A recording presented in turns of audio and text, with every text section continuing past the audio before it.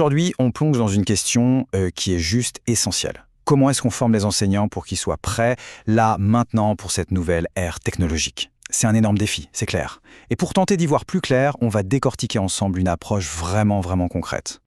Et voilà, on y est. La question qui est sur toutes les lèvres en ce moment, comment est-ce qu'on prépare les profs à l'intelligence artificielle? Parce que, soyons honnêtes, l'IA, c'est plus de la science-fiction, hein. Elle est déjà là, dans les salles de classe. Et ça change absolument tout. Alors, la vraie question, c'est comment on fait pour que les personnes qui forment les esprits de demain soient vraiment prêtes? Et bien justement, pour explorer ça, on va regarder de plus près un programme de formation, un programme bien spécifique qui offre une réponse assez convaincante. On va s'en servir un peu comme d'un cas d'étude pour vraiment comprendre les nouvelles dynamiques qui se mettent en place. Allez, on attaque le cœur du sujet. Tout part de là en fait. La redéfinition de la mission même de l'éducation. L'idée, ce n'est plus juste de transmettre des savoirs. Non, aujourd'hui, il s'agit de donner aux enseignants une boîte à outils complètement nouvelle. Alors, avant d'aller plus loin, il y a un acronyme qu'il faut absolument avoir en tête.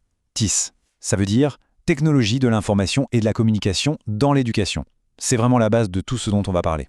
Et ce qui est super intéressant avec ce programme, c'est que les objectifs sont hyper clairs. On n'est pas là juste pour apprendre à cliquer sur un bouton dans un nouveau logiciel, non. Le premier but, c'est de vraiment renforcer l'intégration de ces TIS. Ensuite, et c'est crucial, c'est de se concentrer sur la production. On veut que les enseignants créent leurs propres ressources numériques. Et enfin, le troisième point, peut-être le plus important, promouvoir une utilisation raisonnée, réfléchie de l'IA générative. Bon, maintenant qu'on a vu les objectifs, parlons de la méthode. Parce que savoir quoi faire, c'est bien, mais le comment on le fait, c'est ça qui change tout. Et là, l'approche, elle est claire. On passe à l'action. On apprend en faisant. Alors comment ça se structure concrètement?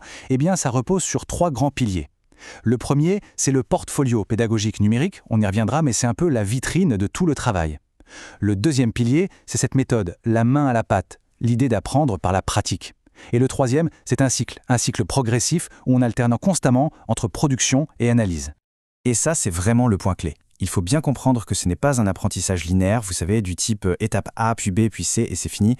Pas du tout. C'est un cycle, un processus itératif. Chaque fois qu'on crée quelque chose, c'est une nouvelle occasion de réfléchir, d'analyser et de faire mieux la fois d'après. Alors concrètement, ce cycle il ressemble à quoi? C'est assez simple en fait. Étape 1, la production. On crée une ressource numérique. Ça peut être une vidéo, un quiz, n'importe quoi. Étape 2, l'analyse. On prend du recul et on évalue ce qu'on vient de faire. Est-ce que c'est bien? Est-ce que ça marche? Et étape 3, on va chercher des modèles pédagogiques pour voir comment on peut améliorer notre création. Et puis, la boucle est bouclée, on recommence. C'est simple en apparence, mais c'est un moteur d'amélioration continue qui est hyper puissant. Très bien. Mais alors, comment on évalue tout ça? Comment on prouve qu'on a vraiment acquis des compétences? Eh bien, la réponse, elle se trouve dans ce fameux portfolio numérique. C'est là qu'on montre ce qu'on sait faire et pas seulement ce qu'on sait. Alors, un portfolio pédagogique numérique, qu'est-ce que c'est exactement? Attention, ce n'est pas juste un dossier où on empile des documents. Pas du tout. C'est une collection vivante, organisée, qui rassemble les travaux, les réussites et même les réflexions d'un enseignant. Il ne montre pas juste ce que la personne sait, il montre ce qu'elle est capable de faire et surtout comment elle a progressé au fil du temps. Et là, on voit très bien la différence fondamentale avec l'évaluation traditionnelle. D'un côté, on a l'examen classique, qui est quoi? C'est un test de mémorisation à un instant T, une photo. De l'autre côté, le portfolio numérique, c'est un film. Il raconte une histoire, l'histoire du développement des compétences, du processus de création, de la capacité à analyser sa propre pratique sur la durée. C'est beaucoup plus riche. Et pour être sûr que tout ça ne reste pas juste une belle idée en l'air, le programme est très directif. Le livrable final, c'est obligatoire, c'est le portfolio. Et il est même précisé qu'il doit être fait sur un outil comme Google Sites. Ça ancre tout de suite l'évaluation dans quelque chose de très concret, de tangible, et qui peut être utilisé par la suite. Bon, on arrive à la conclusion. Qu'est-ce qu'on retient de tout ça?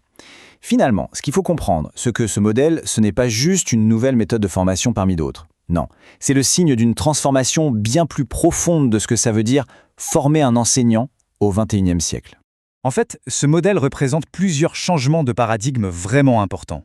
Premièrement, on passe de la théorie très abstraite à la pratique, au concret. Deuxièmement, on passe de la simple mémorisation à la démonstration de compétences. Troisièmement, la technologie n'est plus une matière à enseigner, mais un outil qu'on utilise au quotidien. Et enfin, et c'est peut-être le plus grand changement, on commence à voir l'IA non plus comme un ennemi, mais comme un potentiel partenaire pédagogique. Et on va terminer sur cette question qui reste ouverte. Si ce genre de modèle est vraiment l'avenir, alors ça nous oblige à nous poser la question fondamentale, au-delà du savoir purement académique, quelles sont les compétences qui comptent vraiment pour l'enseignant de demain? Les compétences humaines, créatives, critiques, c'est ça le vrai sujet. et le débat ne fait que commencer.